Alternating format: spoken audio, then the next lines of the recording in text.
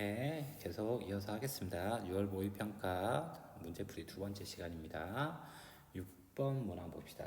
6번 문항은 좀 암기가 필요한 곳이에요. 그래서 인구 특성이 나타나는 특정한 지역들을 좀 암기할 필요성이 있는데, 가의 특징은 뭐냐면 15세에서 39세 인구 비율이 가장 높다. 이게 첫 번째 특징이고, 그 다음에 유소년층 인구 비율 동안 가장 높다. 이게 특징이에요. 그래서 가 지역은 유소년 인구 비율이 우리나라에서 가장 높은 곳을 찾으라, 이런 뜻이에요. 그래서 주어진 곳을 보면 여기는 안산이 되고요, 여기는 세종이 되고, 여기는 봉화가 돼요. 그래서 봉화까지 기억할 필요는 없지만 안산하고 세종은 조금 기억해 주시는 게 좋고, 우리나라에서 유소년 인구 비율이 가장 높은 곳은 어디가 되냐면 세종시가 돼요. 세종시. 세종특별시죠. 세종시는 행정적인 기능을 만든 행정복합도시예요. 그러다 보니까 젊은 공무원들이 대규모로 이주하게 됐고, 젊은 공무원들이 대규모로 이주하니까 젊은 사람의 비율이 높게 나타나고, 그에 맞물려서 유소년층 비율로 높게 나타난 곳이 되더라. 그래서 유소년 인구 비율 1위는 세종시가 된다.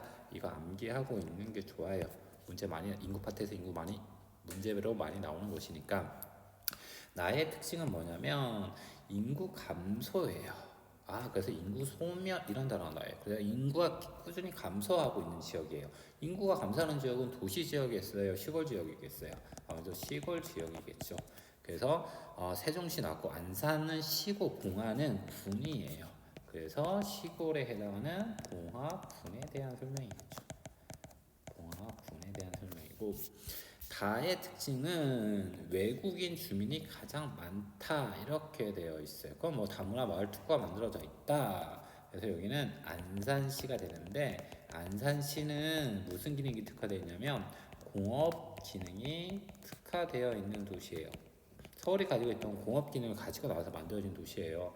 그럼 공업 공장들이 많단 말이에요. 공장들이 많으니까 당연히 노동력이 필요했겠죠. 그래서 외국인 노동자가 많이 유입된 지역이에요. 그러다 보니까 외국인의 비율이 높게 나타난 지역이 되더라. 그래서 여기는 가, 여기는 가, 여기는 나, 이런 식으로 되겠죠. 풀어봅시다. 가는 나보다 중위 연령이 높다. 그래서 인구 파트에서 여러분들 인구 파트로 공부할 때 가장 신경 써서 해야 될 게 뭐냐면, 이런 용어들을 정확하게 이해하고 암기하고 있는지를 알아야 돼요. 중위 연령은 연령별로 줄을 세웠을 때 가운데 있는 사람의 연령이에요. 그래서 노년층의 비율이 높을수록 중위 연령은 어떻게 되냐면 높아지는 경향을 보이겠죠. 그러면 안산시, 세종시, 봉화군 중에서 노년층의 비율이 가장 높은 곳은 나죠. 봉화군이죠. 그래서 나가 가장 높고, 그 다음에 안산시가 되겠고, 그리고 유소년층 비율이 가장 높은 세종시가 중위 연령이 가장 낮겠네요. 그래서 가는 나보다 중위 연령이 낮다, 이렇게 풀어야 되고요. 인구 밀도는 단위 면적당 1제곱킬로미터당 사람 수예요. 그러면 나는 가보다, 나는 시골이잖아요. 그리고 가는 도시잖아요. 인구 밀도는 가가 나보다 더 높겠죠. 그 다음에 다는 가보다 유소년 부양비가 높다. 유소년 부양비, 이것도 아셔야겠죠. 유소년 부양비는, 부양이란 말은 젊은 사람들이 먹여 살리는, 몇 명을 먹여 살려야 되는지 개념이에요. 그래서 청장년층의 인구수 분의 유소년층 인구수 곱하기 100의 개념이에요. 그러면 세종시는 유소년층 인구 비율이 가장 높다라고 했죠. 그래서 유소년 부양비가 가장 높은 곳은 어디가 되냐면 세종시가 되고, 가가 가장 높습니다. 그리고 다는 나보다 지역 내 외국인 성비가 높다. 역시 성비란 개념도 아셔야 하고요. 이거 정리를 해봅시다. 성비의 개념은 여성 100명당 인구 수를, 남성의 수를 얘기해요. 그래서 100을 넘어가면 남자가 더 많은 거고, 100보다 작으면 여자가 더 많은 거예요. 그래서 두 지역 다는 어디냐면 안산이죠. 그리고 나는 봉화군이죠. 그래서 안산은 아까도 얘기했듯이 외국인 근로자의 형태로 들어왔죠. 그래서 일하러 들어오는 사람들이에요. 일하러 들어오는 사람들은 아무래도 남성이 여성보다 많겠죠. 그러니까 인구 성비가 100 이상이 되겠죠. 반면에 봉화군은 외국인들이 왜 들어오냐면 국제 결혼이에요. 우리 농촌 지역은 노총각 문제가 심해서 국제 결혼이 많이 일어나죠. 그럼 국제 결혼은 누가 많이 들어오냐면 남성보다는 여성이 더 많이 들어오죠. 그러다 보니까 얘는 100 이상이 될 거고 얘는 100 미만이 될 거예요. 그래서 다른 나보다 외국인 성비가 높다. 예, 그래서 정답은 4번이 되겠네요. 총 인구는 안산 다가 68만 정도 되고요. 안산이. 그리고 세종이 한 38만. 그래서 가 그리고 봉화는 그보다 적죠. 그래서 다 가나 순으로 많다. 정답은 4번이 되고요. 여기서 봉화군은 기억하지 않아도 되고 봉화군 여러분이 잘 모르는 지역이 나면 시골일 가능성이 크니까 시골로 생각하고 문제 풀면 되고 세종하고 안산 이 두 지역의 특징은 좀 기억했으면 좋겠습니다. 7번 문항 봅시다. 7번 문항은 뭐 선생님하고 최근에 수업한 내용이니까 알겠네요. 나리분지죠. 나리분지는 선생님이 뭐라고 얘기했냐면 칼데라 분지라고 얘기했던 곳이고요. 그리고 알봉은 중하 하부구라고 얘기했던 곳이고 그리고 만장굴은 용암 동굴이 되고요. 그리고 백록담은 하후호가 되죠. 이거는 뭔가 생각하고 뭔가 비교할 그런 거 없어요. 그냥 아는지 모르는지를 확인하는 문제니까 이건 뭐 어떻게 할 수 없죠. 공부를 하고 알고 있어야지. 그래서 기업은 점성이 작은 용암의 분출로 형성된 용암대지다. 우리나라 용암지가 나타나는 곳은 철원이죠. 그러면 나리분지 아니죠. 틀린 말이고 니은은 기반암의 차별침시로 형성되었다. 하산활동에 의해서 형성되었죠.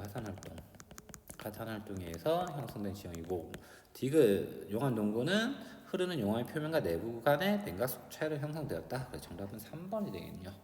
용암동굴은 외부와 내부에 붙는 식는 속도의 차이로 인해서 만들어졌다. 그래서 3번이 되고 하구가 함몰되어 형성된 칼데라에 물이 고여서 형성되었다. 이거는 백두산 천지예요. 그다음 백록담은 그냥 하구에 물이 고여서 만들어진 지형이고 알봉은 울릉도에서 가장 나중에 형성된 지형이죠. 그래서 정답은 3번이 되겠네요. 취업 문제는 뭐 이렇게 풀면 될 것 같고요. 8번 문제 봅시다. 8번 문제. 8번 문제는 뭐 그렇게 어렵다라고 볼 수도 없는데 여러분들이 8번 기후 파트에서 암기하고 있어야 될 지역들이 있어요. 거기가 어디냐면 다설지, 다우지, 소우지.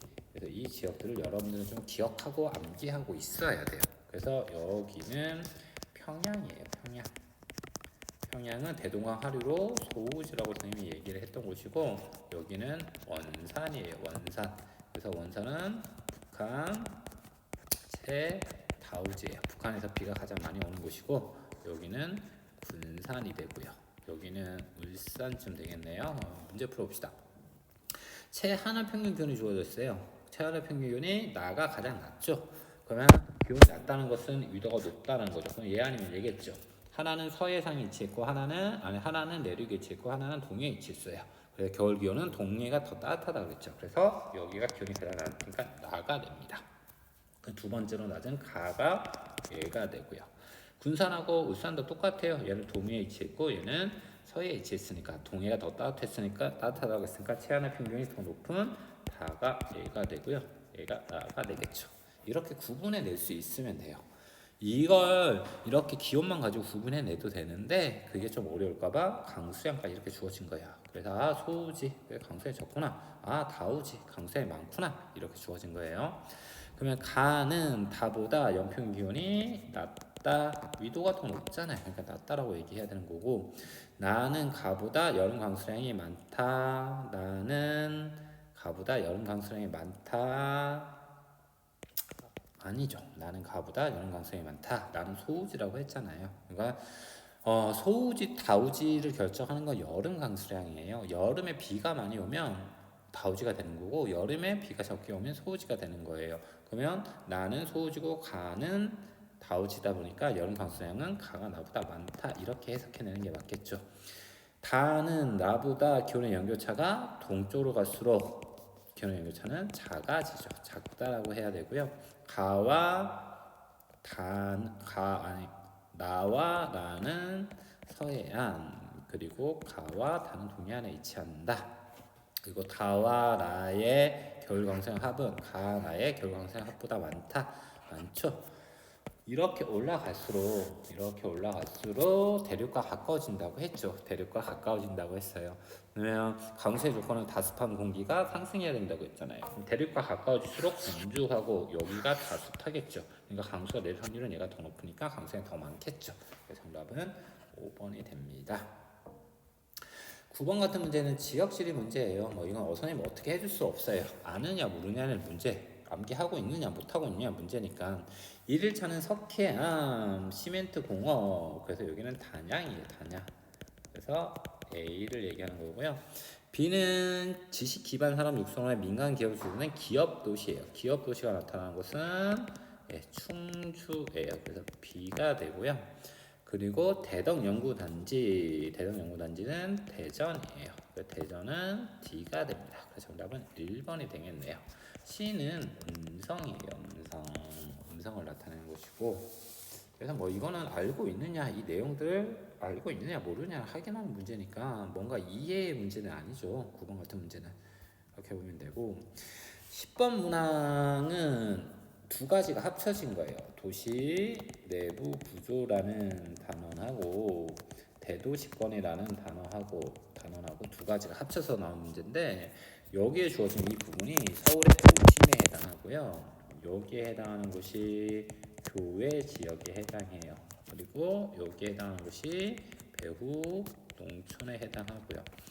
그래서 도심, 부도심, 이건 도시 내부 구조에 관련된 문제고, 교외 지역, 배후 농촌은 대도시권에 관련된 문제예요. 그래서 가나다 보니까 주간 인구 지수라는 말을 이해를 해야 돼요. 주간 인구 지수는 암기하고 있어야 돼요. 상주 인구분의 주간 낮 동안의 인구수의 비율을 주간 인구 지수라고 얘기를 해요. 그래서 100보다 높으면 주간 인구가 상주 인구보다 많다는 뜻이 되고요. 100보다 낮으면 주간 인구보다 상주 인구가 많다는 거예요. 그러면 주간에 사람이 많다는 것은 일자리가 못하는 거예요. 많다는 뜻이 되고, 그리고 100보다 낮다, 상주 인구가 더 많다는 것은 가옥, 집이 많다는 뜻이 되겠죠. 그래서 이 교외 지역, 배후 농촌, 도심 지역에서 일자리가 가장 많은 지역은 도심이 되겠죠. 그래서 도심 주간 인구 지수가 가장 높게 나타나게 되겠죠. 그리고 여기 교외 지역과 배후 농촌 지역을 봅시다. 서울하고 어디에 가깝냐면 이 교외 지역이 가까워요. 그러다 보니까 서울로 출근, 통학하는 사람이 많겠죠. 그래서 가가 얘가 되고요. 나는 얘가 됩니다. 한번 풀어봅시다. 서울로의 통근 통학 인구는 나가 가보다 많다. 가가 나보다 많죠. 가가 나보다 더 많잖아요.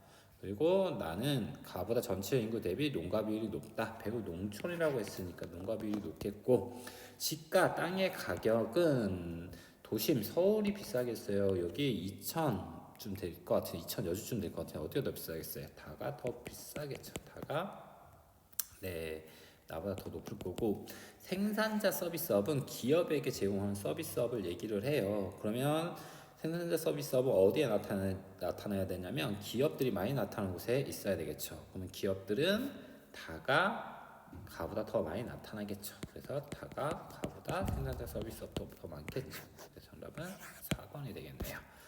10번까지 해서 두 번째 문제풀이 마치도록 하겠습니다.